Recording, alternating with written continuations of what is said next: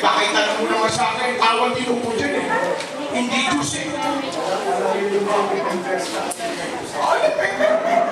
Siyang tagapamagitan si Kristo.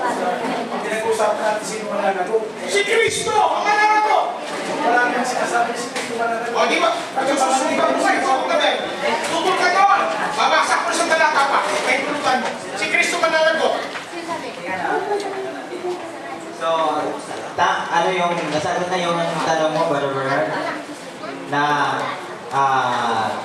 sino ang ang tanong mo, sino ang mag-aajat kung walang propeta na gagamitin?